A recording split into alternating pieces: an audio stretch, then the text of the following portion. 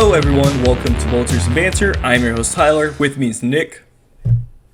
Back in the saddle, coming in swinging. I'm ready. Yeah, it's been a long break. I apologize. A bunch of life events happened. Moved, bought a house, got sick, died, and resurrected.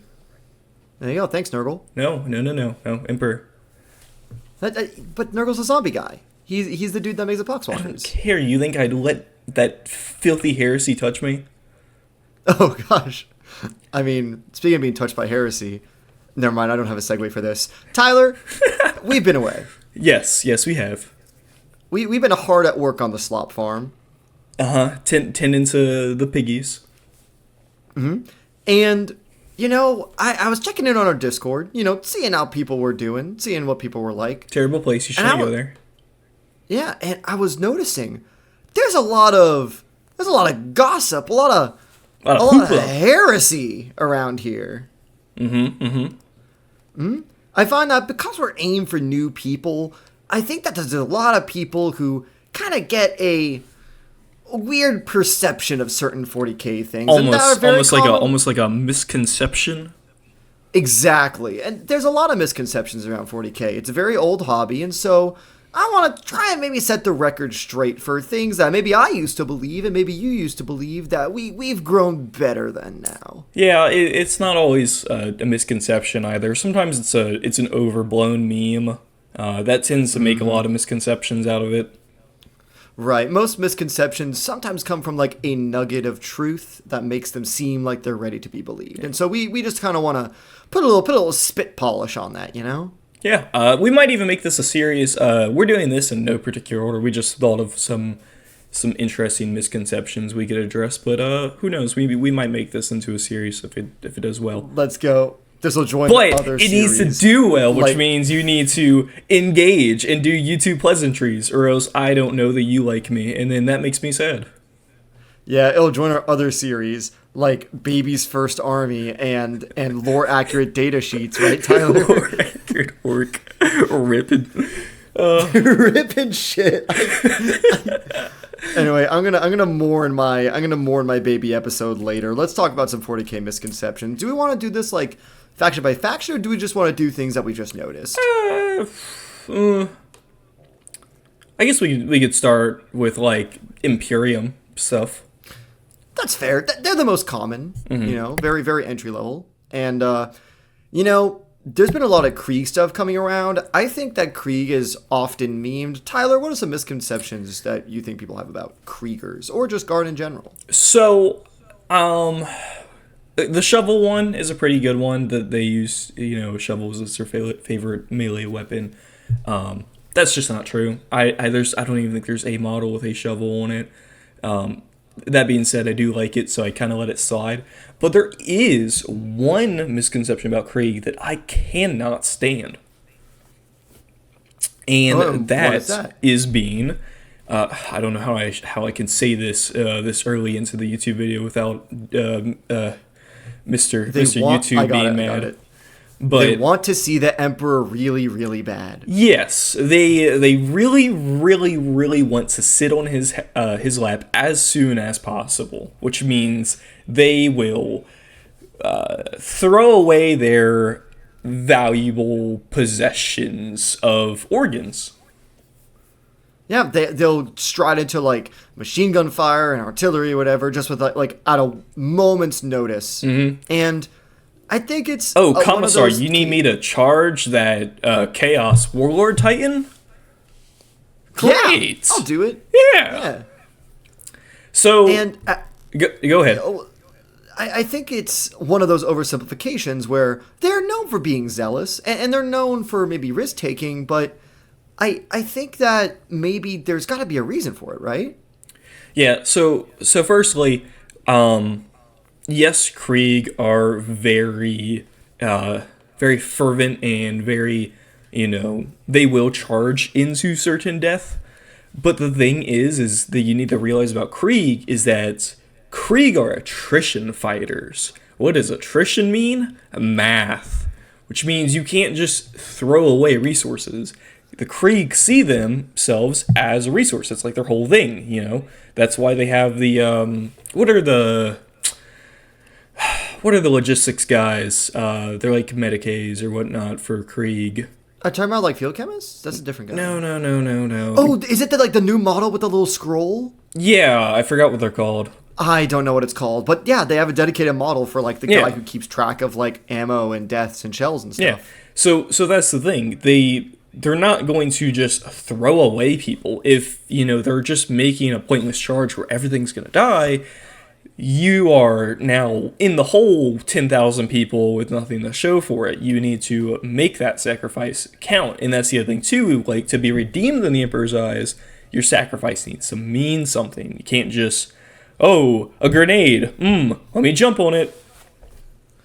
Yeah, and I think that is a little bit of a reference to their World War I origins, where, yeah, there were some absolutely insane charges across no man's land that some armies did, but it's because they believed we have the numbers where if we push this hard, we'll overrun the trench. If you don't think you're going to overrun the trench in this pass, then you're not going to do it. It's got to have, okay, it's going to be heavy, but it's going to pay off, and we have the means to recoup some of those losses. Listen, it's all fun and games. It's very funny when in the book, you know, 10 Kriegsmen just charge a Chaos Terminator. It's very funny. But realistically, if they have an autocannon right next to them, they're going to use that first. Yeah, maybe a Krieger like sneaks up behind some Tau stealth suits and bludgeons one to death with a club. He's going to die doing it, but he took out a Tau stealth suit. Yeah, and you're trading up, you know. Mm-hmm. Absolutely. You know what? That's a good thing. Trading up, or it's the case of, yeah, this is going to be 3,000 guardsmen in this charge, but if we can kill 6,000. Yeah, there you go, right? You get it, Tyler. Mm-hmm. I know. Yeah. I'm guard pilled also. Just read Leonatus. It's okay. And also read Death World. Very, very good recommendation if you need some more guard content. Tyler told me it was the best guard book. As a 15 Hours fan, I can't believe him. I love it. It was so good. Do we want to do another guard misconception? Actually, I do, because this one comes up a lot in my circles. It's a tank misconception. Oh, okay. I haven't heard this one. Or maybe I have. Yeah. I don't know what you're referring to. I mean, you may have heard the fact that the Baneblade used to be a light scout. Oh God, I hate this. I hate this meme so much. So here's the thing. I think this is a reference to the fact that Imperial Knights used to be colonial tools that were used for construction, and they were turned into war machines because of the Age of Strife and stuff. Yeah, it's just got to be something somebody in the 90s said that they thought was really stupid and funny and kept on because it's ridiculous. I hate it though. It's not. There's no documentation whatsoever that the Baneblade was a light scout tank. Now, also, mind you, it's so slow. Yeah, exactly. If you want a light scout tank, you would look at something like a Chimera or like a Hellhound or something. You know what I mean? Or something that hovers or flies. You know? Yeah, and actually, Baneblades used to be more numerous during the Great Crusade, and now they're not as numerous. So maybe people have that perception. But it's not like they were a scout tank. That they're still a super heavy tank. And there's no documentation saying it was ever used like that in Dark Age technology. And I think that misconception comes from the fact that I think people want to show how insane the Dark Age technology was. As a slop farmer, I can respect this audacity of slop. Yeah, they want to show like, oh yeah, it was so cool. And that's fair, but there's better examples, you know? Mm-hmm. I want to cover lasguns. I think lasguns have a pretty fun misconception about them. Yeah, I think the Warhammer community page actually did a whole like article on like why the lasgun is dope and why you should feel. Oh, the lasgun is like my favorite gun. Like, I honestly like lasguns more than plasma-based weaponry. That's a hot take, I'm going to be honest. I think it's sick. Anyways, misconception. Lasguns are weak. You know, everyone's heard the heard the funny meme, lasguns are flashlights. That's all they're good for, is lighting up stuff. But something you need to realize. So yeah, one guardsman with a lasgun fighting a space marine, he's not going to do anything.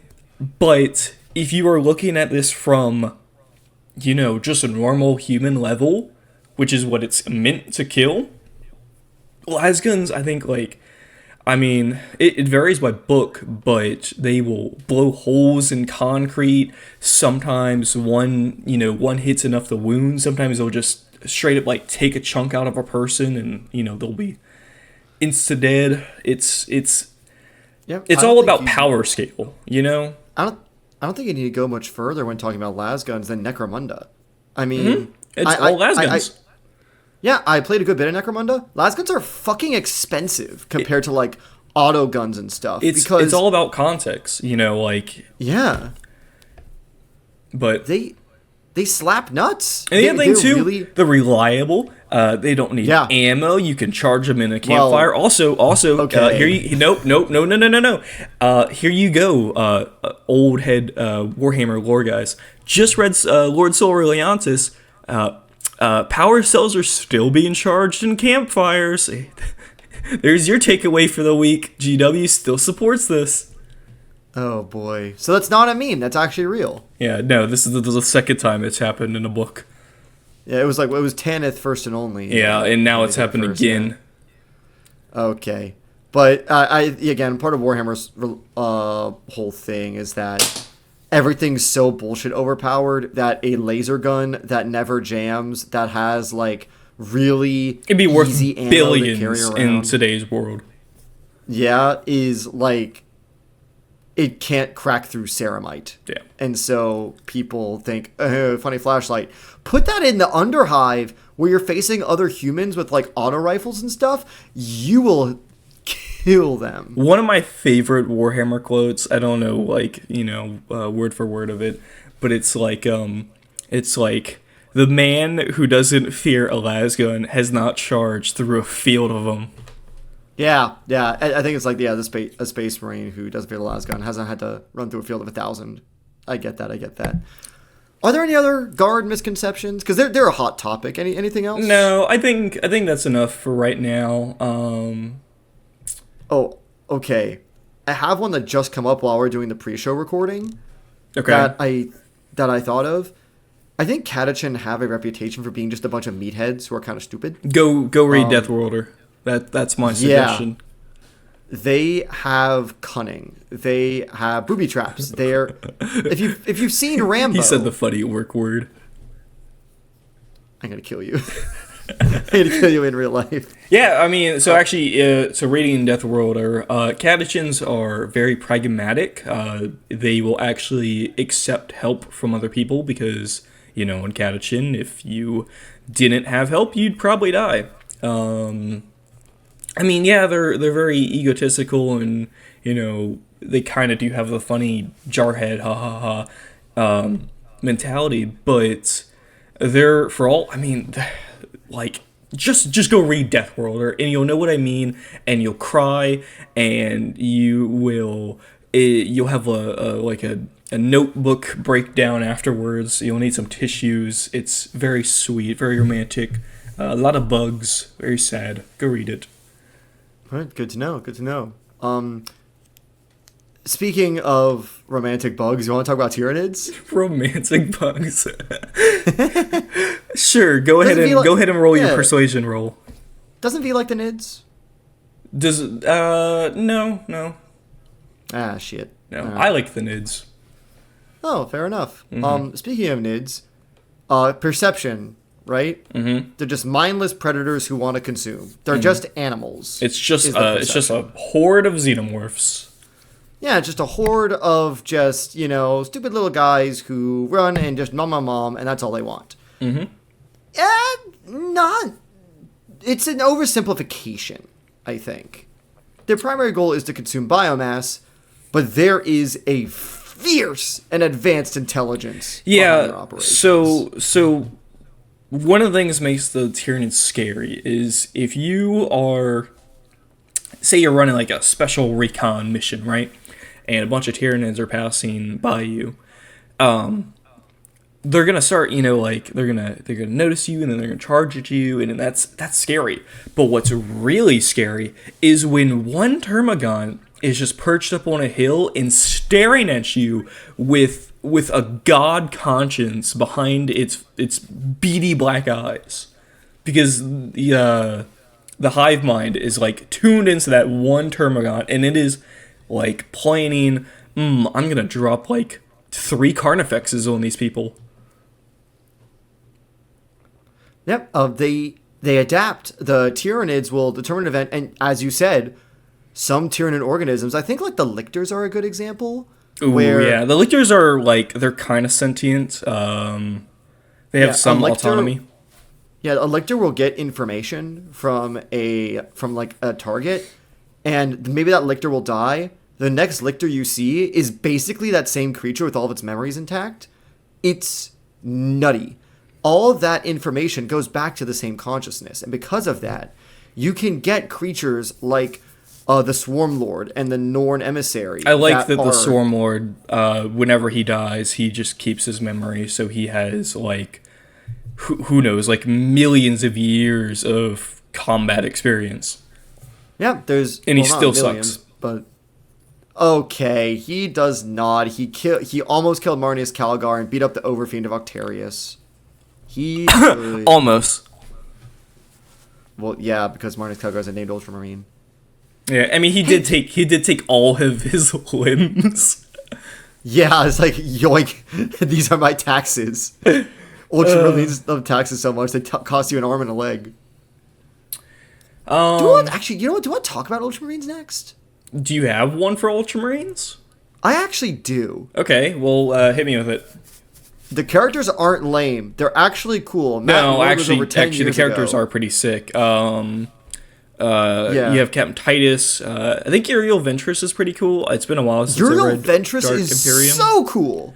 He's such a unique character too. Like, yeah, he's Space Marine, but he feels grief and doubt, and he has honor, and it's so good. And you have Doomslayer. Malum Cato is not a good example for this point I'm trying to make. No, it is. He's Doomslayer, and it's cool. Also, Gilliman. Oh, yeah. Well, he's a Primarch, and Primarchs are no... I don't think there's any Primarch other than, like, Ferris that doesn't have good lore. Like, I feel like most Primarchs have at least some solid lore. Debatable. Very, very Give me debatable. a Primarch other than Ferris whose lore you don't like. Honestly, Sanguinius. Holy shit. Guys, light him up in the comments. Get his ass. I'm sorry. If we're talking about which Space Marine, characters are just, they're the most bestest and perfectest and nothing they could ever do is wrong, and their character trait is being pretty and awesome, it's literally Sanguinius. That's his whole thing. It's just, I'm beautiful and perfect. You've destroyed all the credibility of this podcast. You have not read Echoes of Eternity, and it shows. I don't care. I'll burn down this podcast if it means I get to roast on a Ultramarine or a Primarch or anybody. Everybody's getting roasted. Oh gosh, who do you want to roast next? Hang on. Let's do one of mine. Okay. Let's roast all of Space Marines. Let's do or would this be a roast against Custodes? I don't know. Custodes are better Space Marines. No, dog. Yeah. Well, actually, is this a common one? I think it's reasonably so. Mainly just because I don't think a lot of people understand what a Custodian truly is. That's fair. I think they see big guy in power armor, and it's just they hear, bigger guy and better power armor. Yeah, and it's like, the guardsmen hit on 4s, spacemen hit on 3s, custodians hit on 2s. Yeah. Like, do.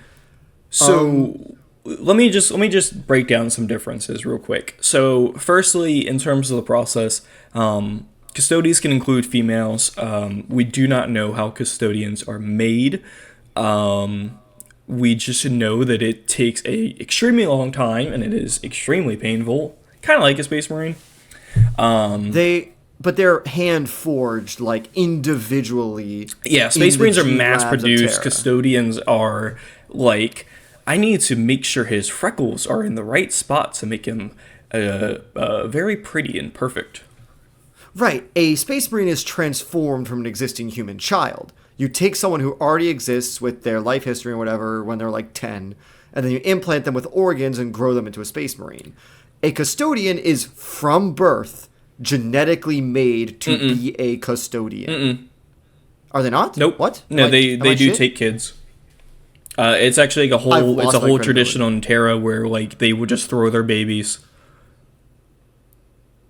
I lost all credibility. It's fucking over. Now your credibility's gone. God damn it. I don't know anything about Custodians. So- I know Xenos. So, anyways, they are a little bit taller. I think they need to be actually taller because Primaris came out, and I think the models are a little bit weird. Their armor is made of, I think, Ormites. Yep, not Ceramite. From how I've heard it, it is nothing can destroy it if it's not like psychic magic bullshit based. Like you could drop a nuke on them and they'd be fine. That's how it's written in the lore. I mean, it's not how it is in all actuality, but when a Harlequin Shrieker Cannon was used against them, the Custodian armor, like the Custodians themselves did not like go down from impact. Rather, it was the like psychic like virus poison shit. I don't remember exactly what it was you can't called. break this with a hammer. You have to break this with basically. Thor's hammer. Yeah, you either break it with Thor's hammer or you, instead of breaking it, seep through it. Yeah. The other thing too, Custodes cannot be corrupted. No Custodian has ever fallen to chaos nor ever will. Custodes are soul bonded to the Emperor.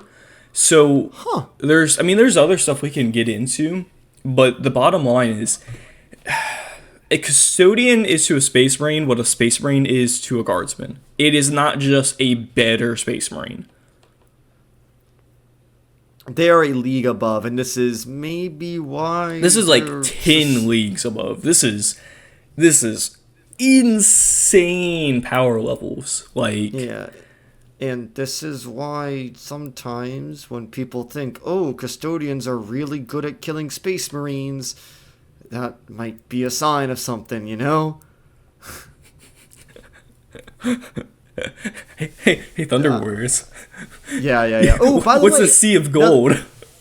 oh yeah, by the way, common misconception: Custodians killed all the Thunder Warriors. They sure tried. Some Thunder Warriors lived. Yeah, some, but The basic strokes are there. they ended up nitpicking. getting them all. Yeah, read Valdor, Birth of the Imperium, if you want to know the context without being spoiled. That's a good one. Yeah. So give me one of your give me another misconception, Nick. We're on a roll. Let's keep this going. Give me another one. Oh, for sure. Well, let's do some more Imperium stuff. I have a friend who's getting really into Systems of Battle. Okay. And he was looking at the box art, and he was like, I think they look really, really cool, but I think I'm going to build them with all the helmets. And I asked why. And they think that the Edna Mode Ongo Bagoglian haircuts... I'm sorry, what did you say? Ongo Bagoglian? Ongo Bagolian? Have you ever watched It's Always Sunny in Philadelphia? No, I haven't. Oh, never mind. It just look up Ongo Frank and you'll get it. Anyway, This is gonna be a meme. it's gonna be a meme. It's gonna be a meme. It's gonna be us with Ongo Bagolian here. Yeah. So here's the thing. Adeptus Mechanicus models are often depicted, especially the novitiates and everything like that, and like the basic battle sisters, with white bob cuts. That is their hairstyle. I think that's given people the idea that like that's part of the ritual to be a sororitas. Nope. Not really. Nope. You can have pink hair. You can have red hair. Maybe Saint not the Celestine pink. has- The pink is a little Slaneshi. Doesn't Saint Celestine have brown hair? Like the saint of the Emperor? Yeah. I think so. Hang on, let me check. I'm pretty sure though. Yeah. She's a brunette. And I think it's because... I think the whole white thing, I believe, is specifically for our... Yeah, it's it's either like our brunette / black.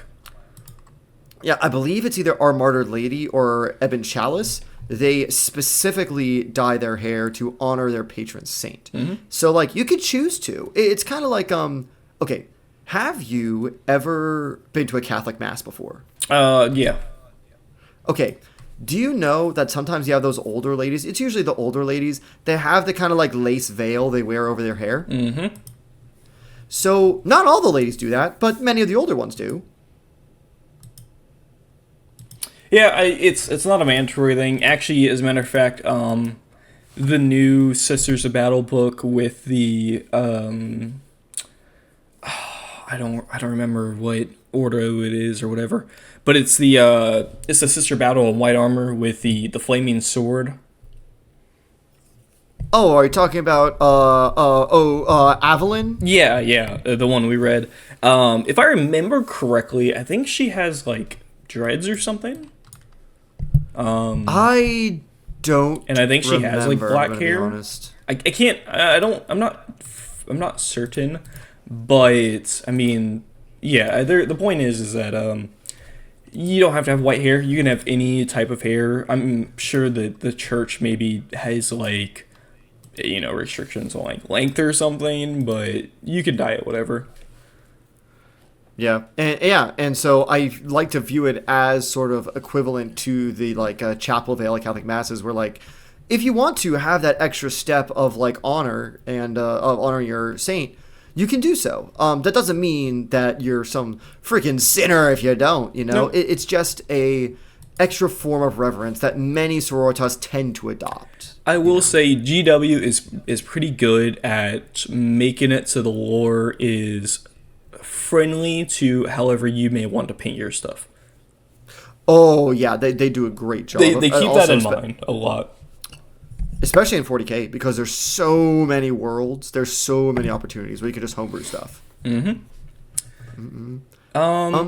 move into Xenos. I think we've done enough Imperium. That's fair. Wait, no. I want to do one AdMech one really badly. Oh, here we go. Okay, so everyone's heard the funny AdMech, like, oh, you can't create stuff. That's heck heresy. And, they find STCs, and that's how they make progress and whatnot. And I think there's a big misconception that this is, like, slow and backwards thinking and stupid. And yes, it is slow and backwards thinking and stupid. But you have to think in their shoes, right? So, yeah, if they were to start, inventing stuff, that would be good. You'd be on a good track to making new stuff. But you have to understand that between the heresy and the Age of Strife and the War of the Machines and whatnot, humanity lost like 30,000 years of just basic knowledge. I mean, these toaster faces, they don't even know what electricity is. The thing is just it's just the go-go juice. They don't know what it is. It's called the motive force, and there's electro priests that worship the motive force. It's so silly. So you have to look at this from their perspective. What would make more sense? Catching up on 30,000 years of technology, or spending 10 years going on an expedition and finding a flash drive that tells you how to make a giant mech? You know what? That's fair. And also, the AdMech do innovate occasionally. Yeah, but it's just very slow. But this technology already exists for them. They just need to find it, and that's in their religion. So, Tyler, have you ever played Civilization? I'm familiar with it. So in Civ 6, there's this little system where like you can build like science buildings trying to increase your science per turn. Mm-hmm. However, if you do certain things, you can earn what's called Eurekas. Which are basically like, oh, if you like find a new continent, Eureka! You basically get like a third of the progress for boat building, like right then and there. You don't have to have extra tech per turn. So I like to think that the AdMech are basically a Civ where they're just cashing, they're hedging their bets on a bunch of Eurekas. Yeah, they're basically like, okay, our science per turn isn't that great, but we get so much extra from Eureka's, we're just going to focus on that. Yeah. Like, if they were trying to build a Warlord Titan, it would take them another 10,000 years to learn that information again, whereas they could spend, maybe 100 and just find the blueprints. Yeah, I can't remember who explained this to me when talking about the Mechanicus losing information. Please, if one of you know, help me find the source. There's this great analogy of like the Mechanicus don't remember how to build shit because in the massive bureaucracy that is the Imperium of Man, they lose technology not necessarily through like, uh-oh, it's destroyed. It's more of my desktop is so cluttered, I put a file in there and I just can't find it anymore. Which folder is it in? Exactly. And so information is lost where it still exists. You just can't freaking find it. Silly AdMech. Silly AdMech. You know who else is silly? Orcs? Orcs are incredibly silly. And you know what makes them so silly and why people love them so much? They just like to crump. That's true. Give me the one thing that basically anyone who's new in 40K thinks about orcs. Are we doing the Adric meme? Okay. The whatever the orcs believe is real, like, oh, let me go out into space as long as I think that I can breathe, The I'm a Tank story is not real, guys. Yeah, unfortunately. I'm sorry. It's funny because Bricky actually prefaced in that episode that like it's apocryphal and maybe not true. And people just ignore that. People are just like, "Oh, this is the greatest thing ever." In fairness, though, I think that was a big factor in me getting in the 40K. So you win some, you lose some. Dude, orcs. Dude, that got me into orcs. But then I learned how orcs actually work, and I love them more. All right, well, go ahead and explain it to me, Mr. Xenologist. Okay, so first off, the Imperium still doesn't know what the fuck is going on. But there's this almost innate understanding that sometimes orcs have. When an orc comes up from being a fungus, from a little shroom boy. Just a little mushroom, little shroom. They basically come out fully formed, ready to crump. They're like, all right, I'm a boy. I know what boys do. Sometimes an orc comes out and they just happen to have some innate understanding of machines, or they happen to have an innate understanding of like biology, or sometimes an orc comes out and they just have like a knack for like squigs and like know how to connect with them and herd them and everything. Gonna wrangle the squig. Yeah, these are the odd boys. But they don't like learn the skills that much. They're just there. And wait, I know this one. I did science. It's instinct. Go. Yes, exactly. They have instincts for this. And so instinct is unlocked throughout time. And I think that orcs, they experiment and slap shit together, not because they have any scientific reasoning for it, but because they're just throwing spaghetti at the wall and seeing what sticks, but they know what spaghetti to throw innately. Orcs, in somewhere deep in their genome, have all the information they had when they were Krorks. But it's locked away through years and years of beating each other fucking stupid. But sometimes, if you get enough orcs and they're all together, just like a fungal colony, they can have more complex behavior than if it's just a single spore. Just like fungus. Like okay, mold. Xenologist Nick, so you're proposing that it is not random magic hoopla, and instead, quantity of orcs is proportionate to intelligence of orcs. A little bit, and not necessarily intelligence, but more of just ability. Like, actually, I have a theory on this, but go ahead. For instance, an orc paints a vehicle red. Does it automatically make it go faster? Some people believe it is, and maybe that's the case. The Imperium doesn't know. However, there is also a just as likely theory from the Orc Codex, which I have all copies of from 8th edition, 9th edition, and 10th edition. Ooh, sources. That state that an orc could also just happen to know that this way to do things is better, and they subconsciously paint that red because they know faster things are red.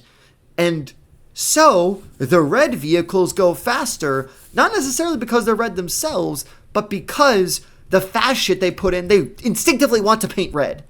And therefore, all orcs believe red is faster.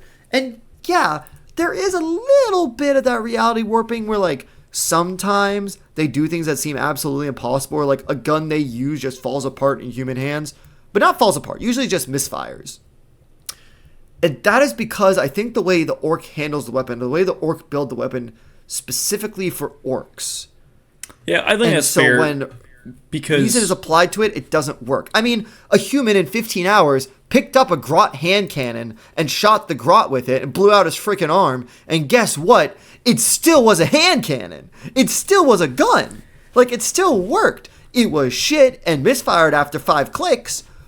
But it's still a gun. Yeah, something people need to keep in mind is that orcs are truly an ancient civilization. I mean, they were there for the war in heaven. They were made by the old ones. So, I mean, they kind of knew what they were doing when it comes to making stuff. And you're telling me that, like, orcs from all over the galaxy, from all different, like, worlds and everything, that their culture pretty much remains the same. Cultural variation over decades of isolation should be a thing. The humans did it. The humans got super diverse through the Age of Strife, and that was only like 5,000 years, 10,000 years. Yeah, that's why we have Cadia, and that's why we have Catachan, and that's why we have Adolin and Necromunda. Yeah, and that's why we have feudal worlds and feral worlds and hive cities. But then the orcs, no matter where you go in the galaxy, the orcs are pretty much the orcs. They're all the same. Because, even though they have clans and stuff, because there's something in them that innately understands this. It's built inside them. They are a bioweapon. And I think people oversimplify their ability to just know shit, where they just say, oh, everything you believe is true. So if you gaslight orcs to believe that you're God, you can make them do anything. Mm-hmm. That's not how it works. There's something I kind of ethereal on. I just want to touch on it quick and then we'll move on because this is kind of being long, but orcs are cool, so it's fine. So I want to say, hang on one sec. I want to say that funny orc meme with, like, they're in space and they, forget that they have to breathe, but they were fine beforehand. I think that is a real incident. It is. It is? It is. Okay. So I have a theory to why that happens. So I think that going into, like, what, like you were saying, like, these are war machines that were made by, the old ones that, they have this stuff innately in them. I think that subconsciously they have functions, that keep themselves alive. Like, I don't think they need to breathe air, but they can, maybe like to heighten combat senses and whatnot. And, they were fine in space, not breathing, but then they realize that they quote unquote need to breathe, and then their systems kind of short-circuited because they freaked out, right?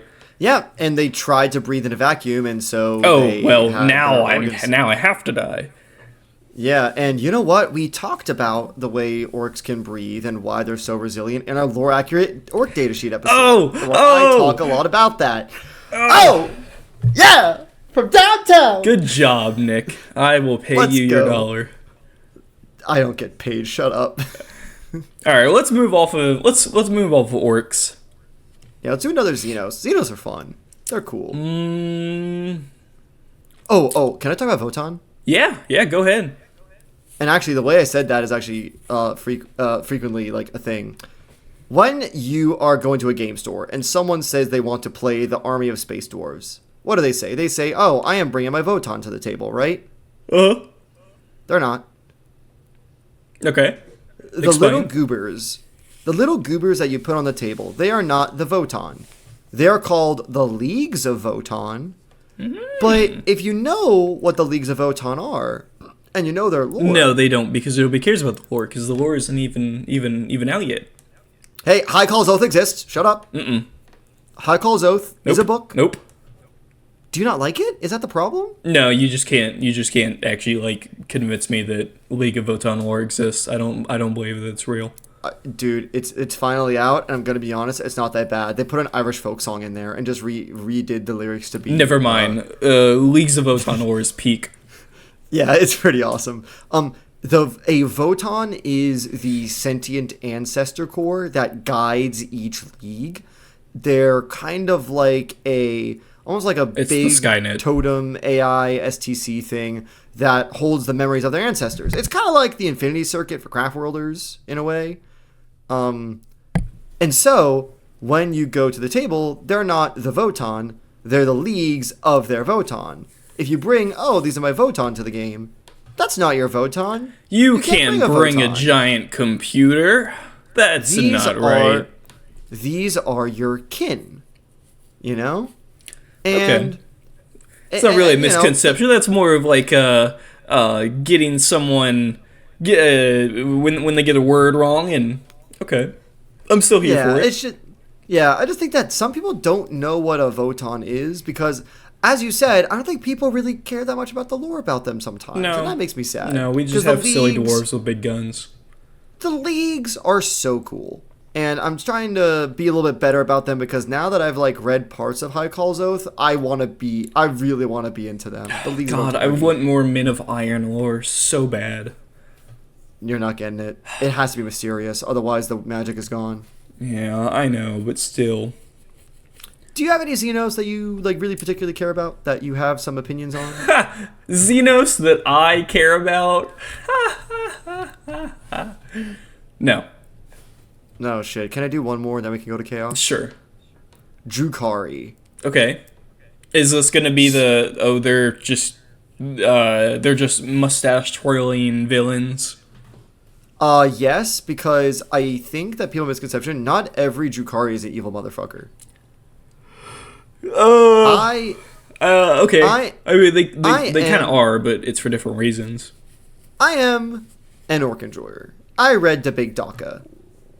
The Big Daka has some incredible Drukhari lore in it. And in the Drukhari lore, the Archon of the Cabal, that's kind of like the, I guess, protagonist? But Uftight's the protagonist. Deuteragonist, I guess, or main antagonist of the book. She recalls her mother torturing some dude, and she wanted to look away. And her mother said, no, this is good for you. You know, it's like eating your vegetables. Yeah, they're not born evil, and it's very tragic that they force their kids to be like, oh yeah, here, skin this man. Exactly. But then they learn to love it, and they revel in it. And then by the time they're like, a few thousand years old, because Drukhari are very, very old, mind you. And oftentimes they're vat grown. Keep that in mind too. They don't know anything else other than pain and torture and sabotage and backstabbing, and they can even develop, even if not romantic feelings, erotic feelings for each other. The Archon lady I talked about began to have a little something going on with a boy toy that was around her. Yeah. And it was interesting that they are more complex than just rubbing my hands together. I'm gonna flay someone. The other thing too is that they do this for a reason. It's not to stave off Slaanesh. I think so. Yeah, it's so they can be like, hey Slaanesh, no, look, we're doing your bidding. Please don't eat our souls. They're not doing it just to do it. Yep, that's why they hang out in the webway, because going to the warp is very, very scary for them. Which is why Uftak bringing in teleport technology into Kamara, they were like, what the fuck? Shit. No, we can't do warp breaches in here, please. This is Kamara. Okay, well, let's do we want to do Chaos now? And then we can get on out of here. Yep, let's do Chaos. And you know what? Let's talk about Chaos itself, the gods, the definitive Can I do the horny god? Can I do that one first? The horny god? You mean Korn because he has horns? I don't like you. No, the sex god.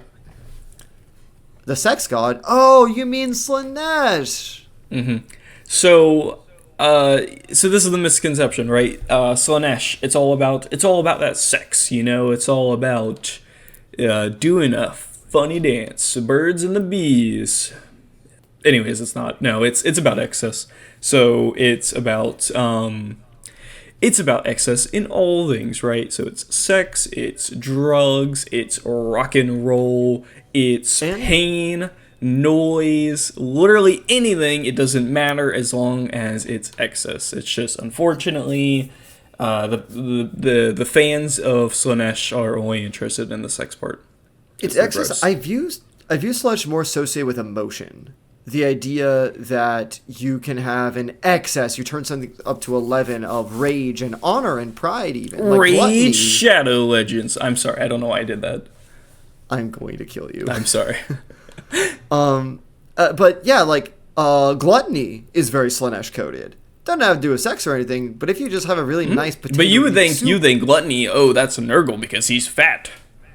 No, it's all about excess in that physical carnal pleasure. And if you read the 9th edition Demon Codex, the excerpt they have about Slanesh, because like each god had his own little like sort of short story. The Slanesh one was, I believe, about a gladiator pit. And they were like really proud of the sort of temple that they had. And because they were so proud of themselves, they excelled in all that glory, and that brought Slanesh to them. They actually did a good job with that codex about like making the chaos gods a little bit more complex, like Nurgle, for instance.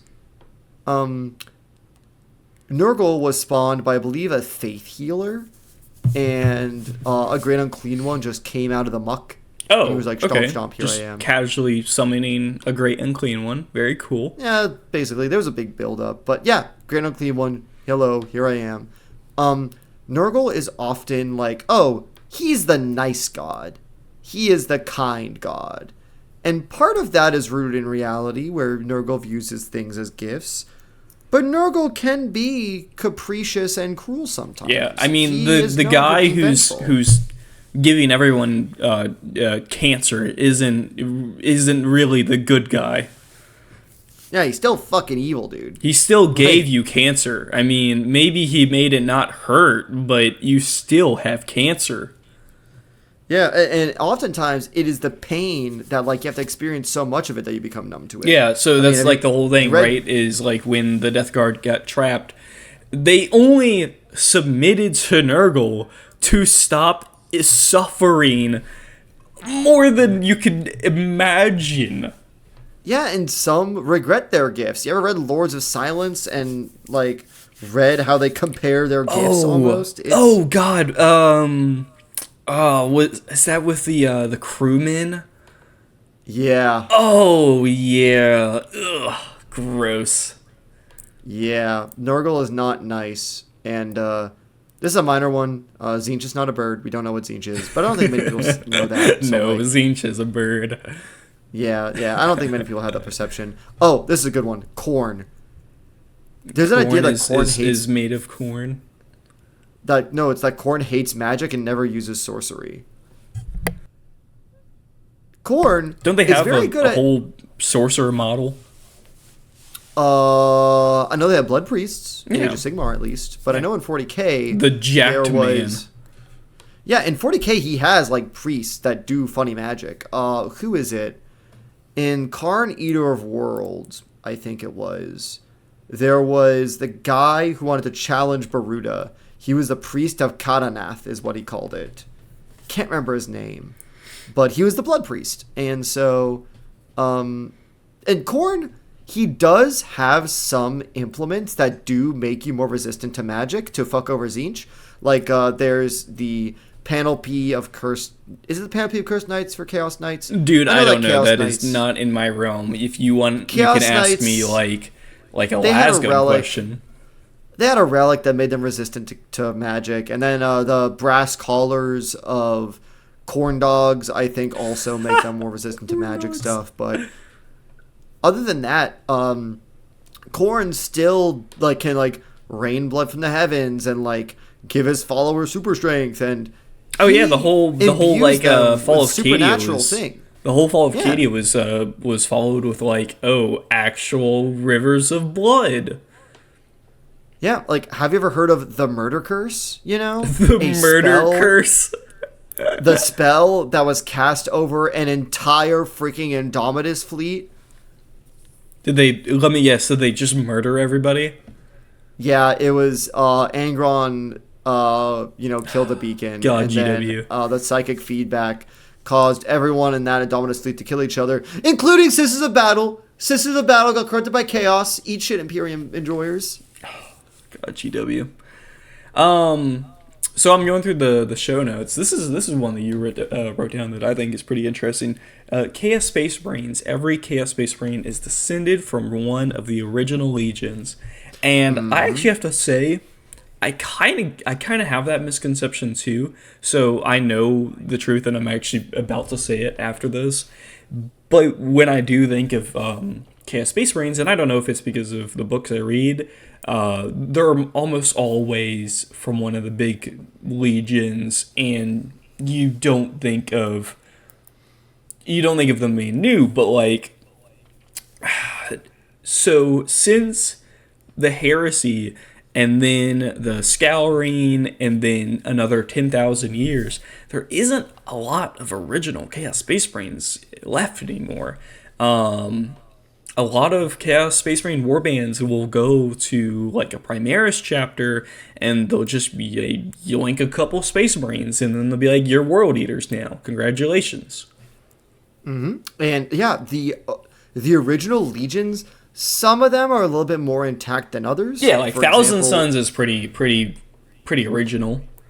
Yeah, but they're dust. So Yeah, like, it doesn't count. but you talk about the World Eaters and Night Lords, they are a shattered remnant of what they used to be.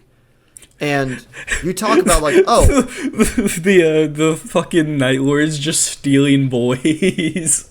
yeah, and that's why I think it's actually weird that like the World Eaters have a codex. I think like Khorne Space Marines, I think is more like appropriate for that, because there are a lot of Khornate warbands that aren't descended from the original World Eaters Legion. The World Eaters Legion was pretty numerous and also pretty diverse, but they fucking shattered. I mean, so many of them died during the Siege of Terra, so many of them died during the Battle of Scalathrax, and many more of them just died to infighting. Like, you tell me how many Khornate Space Marines still have the Butcher's Nails. Having the Butcher's Nails is a We don't ask mark GW, that, like, they're going to give you a silly number. they're one of the... Yeah, giving the Butcher's Nails is a sign that you're an OG, and that's why in Angron the Red Angel, one of the Angels of the Grail was like, I want to get the Butcher's Nails. I want to be a real Space Marine. I want to be a real World Eater because they're really cool. He's a descendant from the Blood Angels, like, but that's their Primarch. But yeah, he doesn't like it. He doesn't like the Butcher's Nails, as a matter of fact, believe it or not. But anyway, point is, there are probably more like Khornate Space Marines that are descended from Loyalist gene seed that constantly replenish themselves and get recruits than there are original 12th Legion Space Marines left. Nick, the YouTube comment section isn't ready for the truth bomb that I'm about to drop on them. Oh, here we go. There are probably more Ultramarine descended World Eaters than actual World Eaters.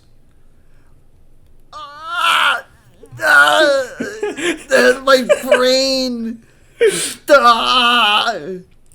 So, weirdly enough, you might be right. I'm probably am, because if you think about right. it, whose gene seed is still statistically still being used and still dude, pure?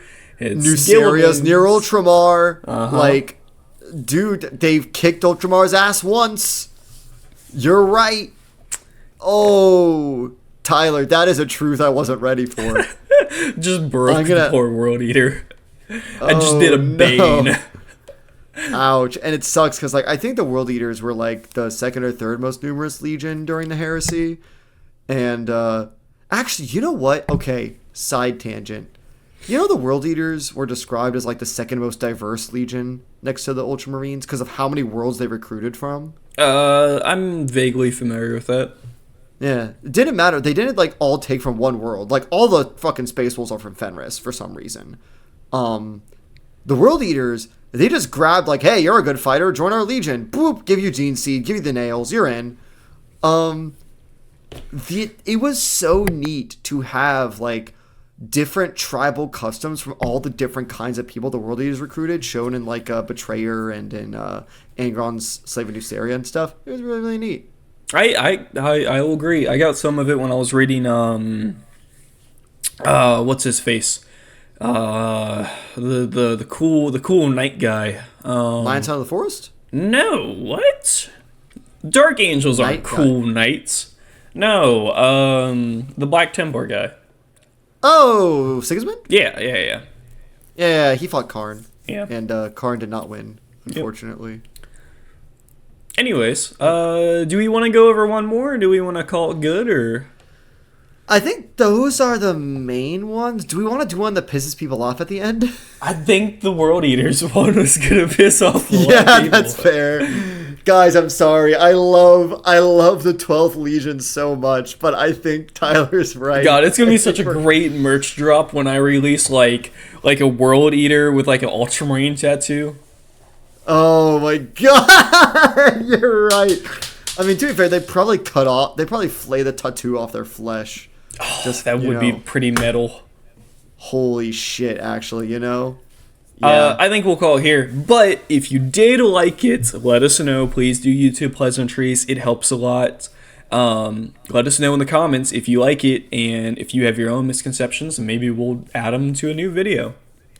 Do you have any that you think we need to cover, or do you have any that you've encountered a lot? You know, or did we spread a misconception? I freaking hope not. I cited my sources, bitch. I didn't. There we go. So real quick, couple news things because it's been a little bit. We got a big thing coming soon. A very big thing, very expensive thing. I hope you guys will like it. Been working on it for a while.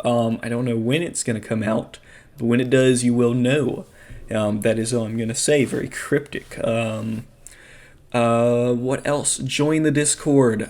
Support us on Patreon if you want to do that. You don't have to, but it goes a long ways. We're poor.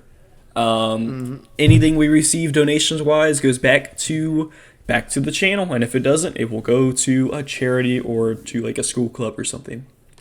Absolutely, we got a couple school clubs lined up. What else? What else? Do you have anything, Nick? You know what? Find your nearest Ultramarine, rip out their gene seed, give them the nails. Nick, what's your favorite cereal?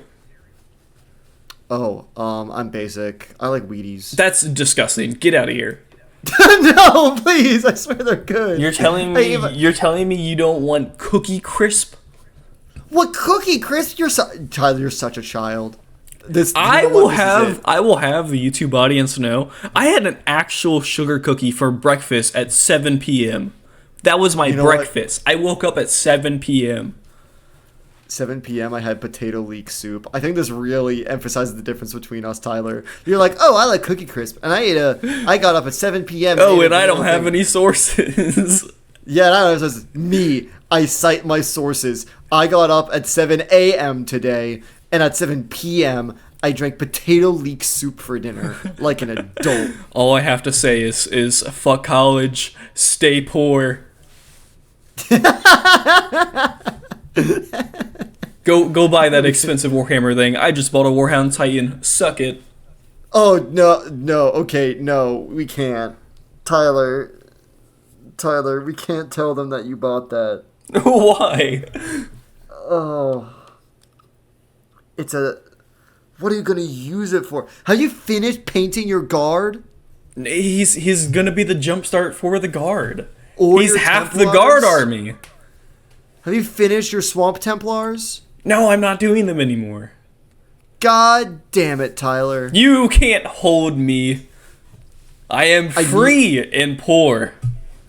Talis, please tell me you ended the episode like 3 minutes ago. No, it's still going. Please. I haven't ended it yet. They can't listen to this. I haven't ended it yet. They're clicking off. No. We need the 100% runtime.